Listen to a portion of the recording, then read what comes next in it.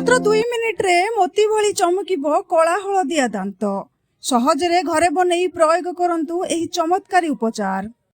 अनेक कारण जोगु आम दांत हलदिया पड़िबा सह अपरिष्कार देखा जाए, जहा प्रभाव आम व्यक्तित्व उपरे पड़ी थाए। आमे कहा सह खोली करी कथा होई पारि न थाउ कि हसी पारि न थाउ।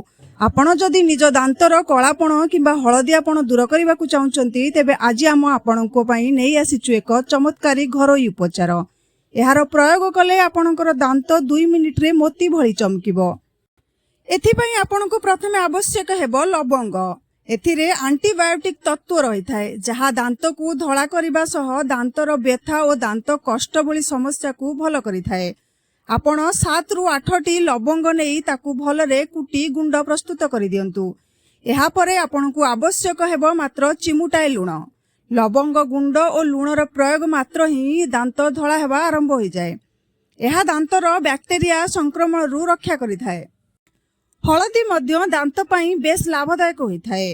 हलदी रे रहितिबा औषधीय गुण मध्य दांत सफा करिबा सह अनेक दांत जनित रोग भल करिथाए। प्रतिदिन केवल अल्प हलदी गुंड सह 1 चामुचे नड़िया तेल मिसाई ब्रश करिवे तेबे सेथिरु मध्य अनेक फायदा मिलिबो। उपचार प्रस्तुत करने को मध्य केवल चिमुटाए हलदी गुंडर आवश्यक। एहा परे आपनकु आवश्यक हेबो लेंबू, जहाँकि दांत पई बेस भल होई थाए। लेंबू रे किंतु अधिक मात्रा रे एसिड रही थाए, तेणु घरोई उपचार गुड़िकरे जदि लेंबूर प्रयोग करुछंती तेबे सेथिरे निहाती भावे अल्प परिमाणर मध्य प्रयोग करंतु। एहा द्वारा आपनक दांतर एनोमेल बा दांतर कैल्शियम कम हेबार संभावना रही थाए। एबे नैथिबा समस्त सामग्री रे फाळे लेंबू चिपुडी दियंतु एवं 1 चामच पानी मिसाई एहा परे शेष सामग्री आपनको आवश्यक हेबो, जहा हेउची आपनको व्यवहार करुथुबा टूथपेस्ट।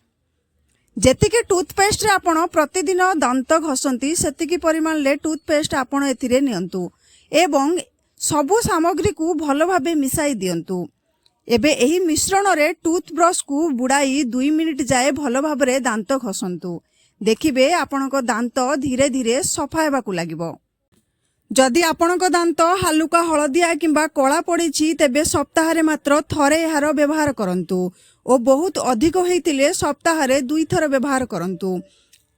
वीडियोटी जदि भल लागि थाए तेबे लाइक कमेंट शेयर करी हमर चैनल टिकु सब्सक्राइब करि नियंतु एवं पाखरे थिबा बेल आइकन टिकु क्लिक करी हमर नेक्स्ट वीडियो रो नोटिफिकेशन पांतु।